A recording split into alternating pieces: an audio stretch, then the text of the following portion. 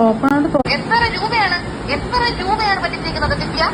ചേച്ചി അത് നേരത്തെ ഓപ്പൺ ആയിട്ട് തുറന്ന് പറഞ്ഞതല്ലേ. വിളിച്ചാണല്ലോ ചേച്ചി ഇതിനുള്ള വിളി നിർത്തിക്കോ, പല്ലടിച്ചാ പൊട്ടിക്കും.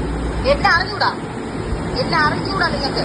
നിങ്ങളോട് നിങ്ങൾ സത്യം പറയാലോ, നിങ്ങൾ എന്റെ മാന്യമായ സൈഡ് മാത്രമേ ഇതുവരെ കണ്ടിട്ടുള്ളൂ. എന്റെ മാന്യമായ സൈഡ് മാത്രം നിങ്ങൾ കണ്ടുള്ളൂ. എനിക്കൊരു പബ്ലിക് ഇമേജ് ഉള്ളതുകൊണ്ട് ഞാൻ മെയിൻറ്റെയിൻ ചെയ്തതാണ്. നിങ്ങളെക്കാൾ താറ സൈഡ് എനിക്കുണ്ട്. ഞാനത് കാണിപ്പിച്ചു. നിങ്ങളെക്കാൾ താറ സൈഡ് എനിക്കുണ്ട്. പക്ഷെ അത് കട്ടുമോട്ടിച്ചു അല്ല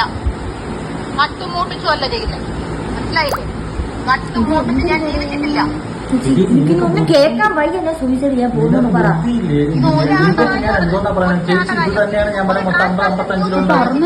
ചെയ്യാന്ന് പറഞ്ഞ പിന്നെ നിങ്ങൾ പറയുന്നത് മൊത്തം അല്ല ഒരു പേയ്മെന്റ് 55 കൊടുത്തെന്ന് പറയുന്നു.